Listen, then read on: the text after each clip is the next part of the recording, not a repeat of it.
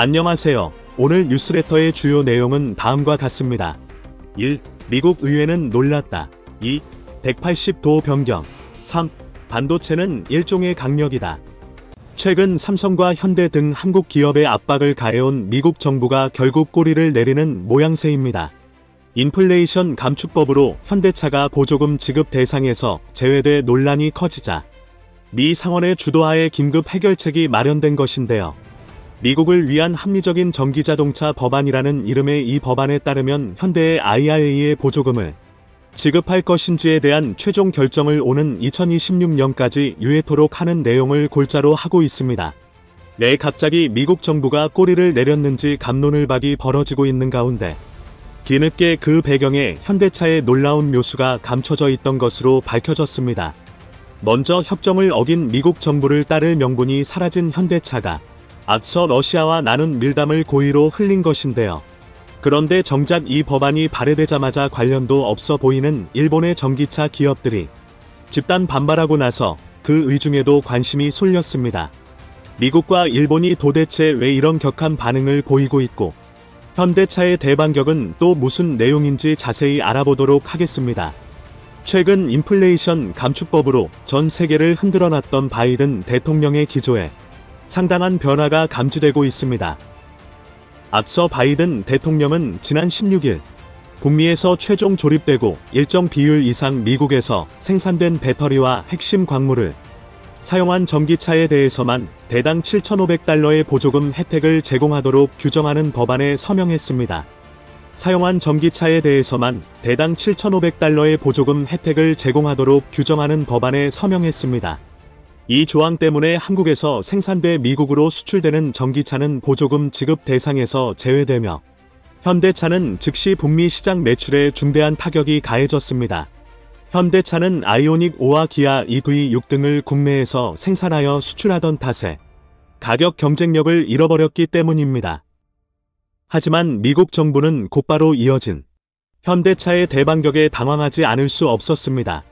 현대그룹은 지난 바이든 대통령의 방한 기간 조지아주 전기차 공장과 로보틱스, 도심항공 모빌리티, 자율주행 소프트웨어, 인공지능 등 총 105억 달러 규모의 대미 투자를 약속한 바 있었습니다. 중국이라면 모를까 신뢰를 중요시하는 미국이 대규모 투자를 앞두고 뒤통수를 날린 건 사상 초유의 일이자 황당하기 짝이 없는 갑질과 같았습니다.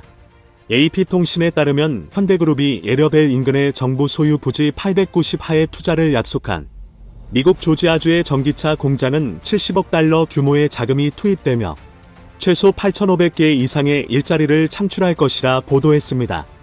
현대차가 무기로 삼은 건 바로 이 협약의 전면 무효화였습니다. 월스트리트저널에 따르면 최근 IRA에서 한국 자동차에 대한 보조금이 사라진 것과 관련해 미국이 해외 동맹국들과 추진하는 경제안보 동맹과 국내에서 추진 중인 미국 우선주의가 충돌하는 상황이라고 분석한 뒤 현대차가 발을 빼게 될 경우 조지아주에 있는 여러 협력 업체들을 포함하여 총 3만 5천 개의 추가적인 일자리 증발이 일어날 것이라 경고했습니다. 이는 미국의 가장 많은 일자리를 창출할 기회를 통째로 날리는 것과 같았습니다. 미 상원은 경악하지 않을 수 없었습니다. 당장 11월 중간 선거가 걸린 중요한 시기에 현대차와의 계약 파기는 조지아주에서의 완패를 의미했기 때문이죠. 이에 위로가 상원의원은 IRA의 법 조항이 조지아주의 일자리에 심각한 영향을 미칠 수 있으며 동맹국을 차별했다는 논란이 커지고 있다고 미 정부를 향해 거센 비판을 쏟아냈습니다. 보조금 대상이 되기 위한 요건 중 미국 내 배터리 생산은 2025년까지, 전기차 최종 조립 조건은 2026년까지 유예토록 한 법안이 갑자기 발의된 이유가 바로 여기에 있었죠. 이로가 의원은 조지아주 수베나에 건설 중인 공장이 오는 2025년까지 완공될 예정이어서 법안이 처리되면 현대차는 26년까지 불이익을 전혀 받지 않게 된다고 말했습니다. 물론 법안이 유효할 것이라고 장담할 순 없으나 현대차로선 적어도 3년이라는 긴 시간을 벌 수 있게 된 셈인데요. 그런데 여전히 의문점은 남았습니다. 현대차가 조지아주 공장을 취소한다면 다시 국내로 돌아온다는 것인지 아니면 제3국으로 진출한다는 것인지가 불분명했기 때문입니다. 이에 현대가 내놓은 답변은 충격적이었습니다. 앞서 지난 5월 현대차는 출처가 불분명한 루머 때문에 한동안 홍역을 치른 적이 있습니다. 러시아 관영 타스 통신에 따르면 당시만 투로프 러시아 산업통상부 장관이 현대와 기아는 물론 중국 자동차 회사인 하발 등이 러시아 현지에서 조립 활동을 지속하고 있다는 보도를 발표한 바 있었습니다. 이어 그는 생산이 줄긴 했지만 계속해서 작업이 이어지는 상황이며 현대차는 상트페테르부르크에 일부 생산량을 보유하고 있다고 밝혔는데요. 그러면서 세계 각지의 자동차 기업자들에게 5월 말까지 최종 결정을 내리길 기대한다며 모스크바에서 사업을 철수하고 있는 서방 자동차 기업들의 재고를 촉구했습니다. 하지만 이에 대해 현대차는 사실무근이라는 입장을 밝히며 현지 공장은 이미 가동을 중단한 상태고 재개 역시 정해지지 않았다고 일축했습니다. 이를 해석하면 현재 운영이 중단된 건 분명하나 상황에 따라 재개할 수도 있다는 일말의 여지를 남긴 셈인데요. 참고로 현대와 기아는 러시아에 가장 많은 공장을 설립한 법인으로 지난해 러시아에 약 5조 원의 승용차와 자동차 부품을 수출하여 러시아 전체 수출액의 40%를 차지했을 만큼 활발한 교류를 이어왔습니다. 러시아에서 판매되고 있는 차량 중 수입 비중이 현대가 26%, 기아가 60%로 추정될 정도이니 증권업계에선 이들의 단기 리스크가 상당하다고 지적했는데요. 재밌는 건 전쟁이 터지자마자 프랑스 르노에 이어 도요타와 마쓰다 등 일본 기업들이 전면 철수를 선언했다는 사실에 있습니다.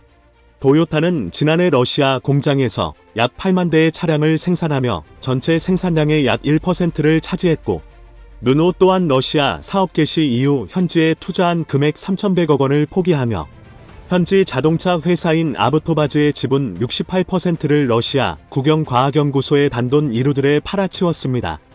다시 말해 이는 러시아 제재가 풀리는 순간 현대와 기아의 수출액이 더욱 많이 증가한다는 것을 뜻했습니다. 안 그래도 미국의 뒤통수 때문에 명분도 갖췄겠다. 현대차로선 이러한 기회를 놓칠 리가 없었습니다. 사실 일본이나 프랑스와 달리 현대는 러시아를 포기하기가 좀처럼 쉽지 않은 상황이었습니다. 상트페테르부르크에 연 20만 대 규모의 생산 능력을 갖춘 공장을 설립한 현대차는 지난해 총 23만 4,150대를 생산하여 가동률이 처음으로 117%를 웃돌았습니다. 이는 가동률로 볼 때 국내 공장까지 합해도 가장 높았으며 생산 실적 또한 해외 공장 중 네 번째로 많은 수준이었습니다. 그러나 너후 전쟁이 시작되자 판매량이 전년 동월 대비 76.8% 감소했으며 점유율도 15.6%에서 9.6% 줄어드는 등 이쯤 되면 사실 현대로선 이국이 뒤통수를 쳐주길 간절히 바랐을지도 모르는데요. 반면 미국의 입장에서 3만 5천 명 규모의 새로운 일자리 창출 기회를 잃고 그만큼의 경제 여건을 적국인 러시아에 뺏길 수 있었으니 어떻게든 현대차를 잡아야 하는 상황이었죠.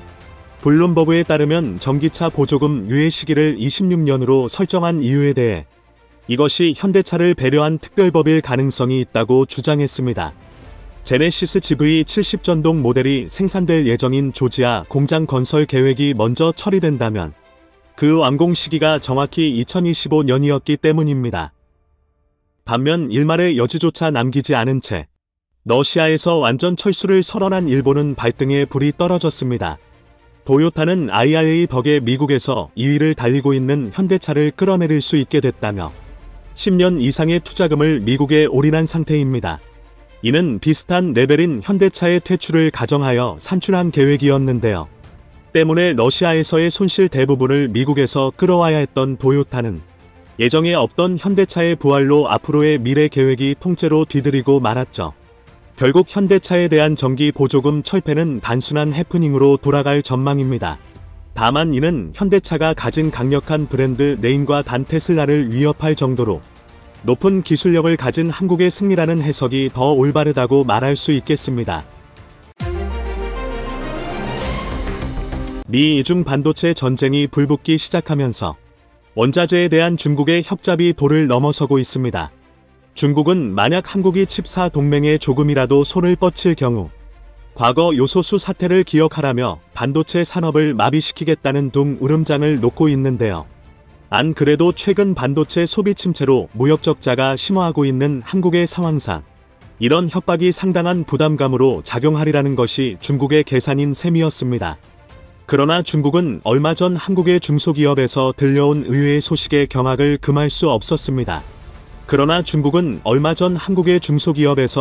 의외의 소식에 경악을 금할 수 없었습니다.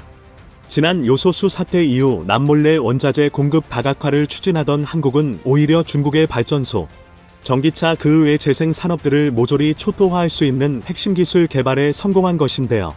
이 소식에 호주 정부가 직접 한국을 돕기로 공식 결정하면서 점차 시각화되고 있는 중국의 고립은 3연임을 노리는 중 시진핑 정부의 치명타가 될 수도 있다는 전망입니다.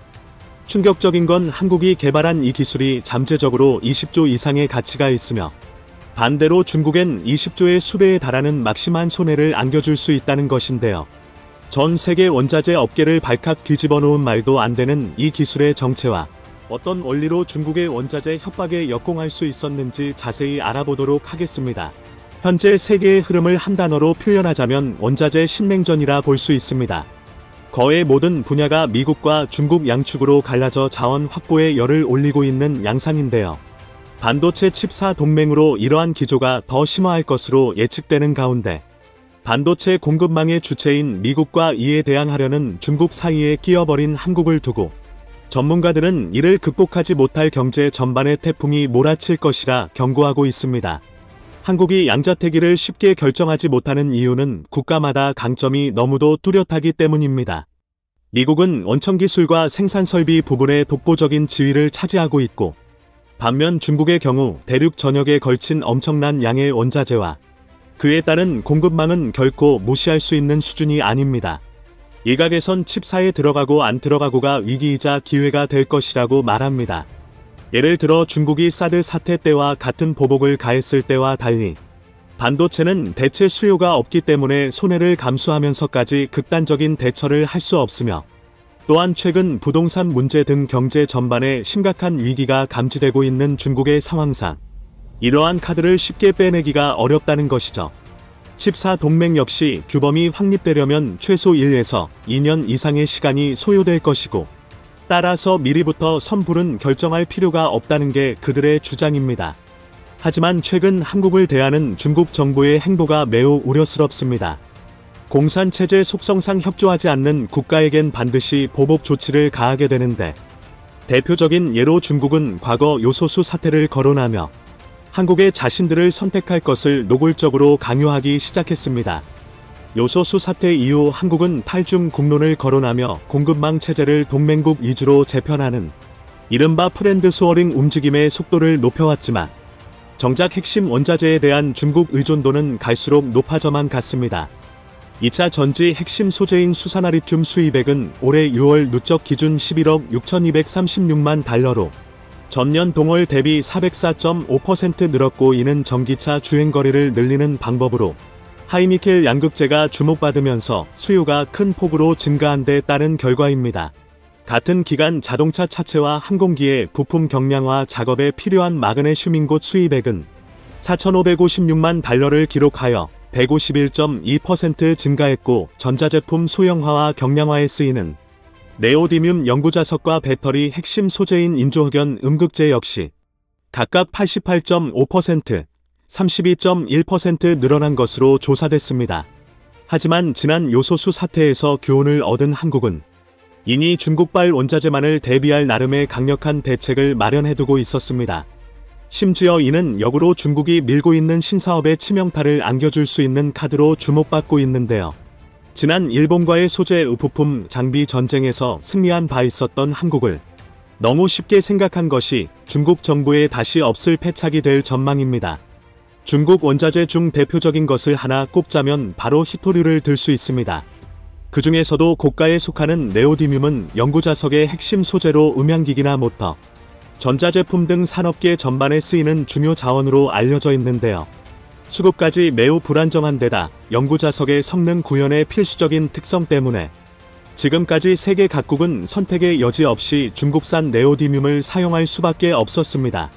국내만 해도 고효율 모터용 히토류 연구자석 시장 규모는 2021년 기준 연간 1,860억 원에 달하며 네오디뮴 사용량을 일부 줄이고자 비교적 저가인 세륨의 함량을 증가시킨 시도도 있었으나 자석의 자기적 특성이 악화하는 문제 때문에 조기 폐지된 바 있었는데요.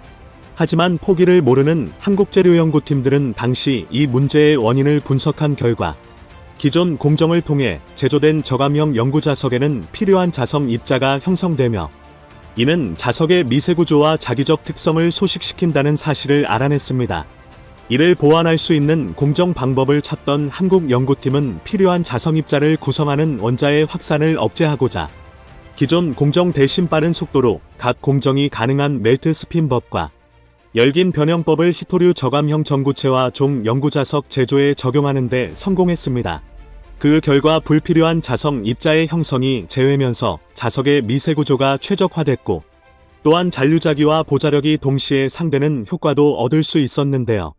참고로 잔류자기는 외부 자기장이 없는 상태에서도 석이 가진 자체 자기력을 뜻하며 보자력은 외부에서 반대로 걸어주는 자기력으로 충되는 두 가지 특성을 동시에 향상했다는 점에서 기술적 효용성과 가치 모두를 폭 끌어올린 셈이었습니다. 향후 이 기술이 상용화되면 고효율 모터가 있는 전기자동차나 드론, 플라잉카, 전기선박 등의 고부가가치 산업 분야에 급 활용될 수 있으며 또한 이는 순수 국내 기술로 히토류 연구자석 제 분야가 지닌 자원 문제와 소재 이슈를 동시에 해결한 세계 최초의 술 개발 사례가 될 전망입니다.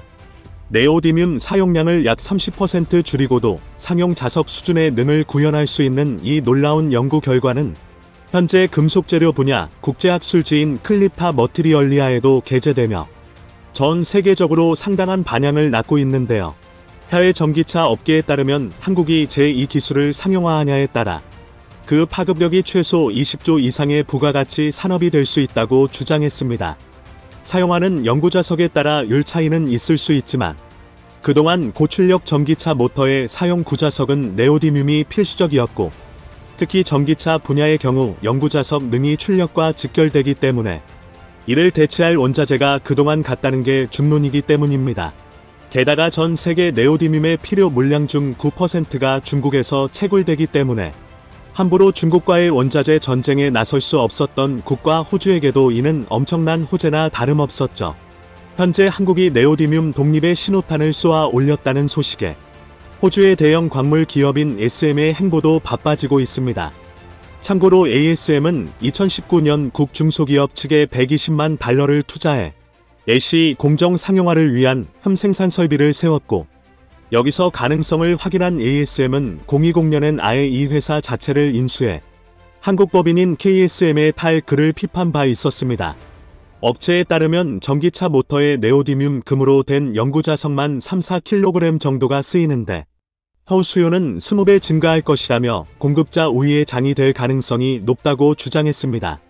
또한 시운전 종료 후 공장이 격 생산에 돌입하면 먼저 국내 수요의 20%를 족시킬 수 있을 것이라 말하며 원료 주입부터 합금이 나오는 과정이 무인화로 이뤄질 계획이고 이는 전 세계적으로도 단 한 번도 고된 적 없는 작업이라 설명했습니다. 본의 아니게 중국의 강력한 무기 하나를 살려버린 한국의 쾌거에 전문가들은 일본과의 소재 부품 장비 전쟁에서 기한 한국을 건드린 것이 중국의 가장 큰 패착이 됐다고 말합니다. 원자재나 기름 한 방울 나지 않는다면 아예 수력으로 승부를 걸어버리는 한국의 미친 잠재력에 중국 정부가 이에 대한 안따위가 있었을 리 없었는데요. 방산 산업에 이어 한국을 원자재 대체 분야의 국으로 우뚝 서게 만든 중국은 이로써 자신들이 가진 패를 잘 잃어버리게 됐으며 여기에 호주까지 가세한 마당에 던지기에 고립만 자초하고 말았습니다. 언제나 모에서 유를 창조해왔던 국인들의 의지야말로 중국엔 미군 이상의 거대 위협이라는 것을 금이라도 절실히 깨달았길 바랍니다.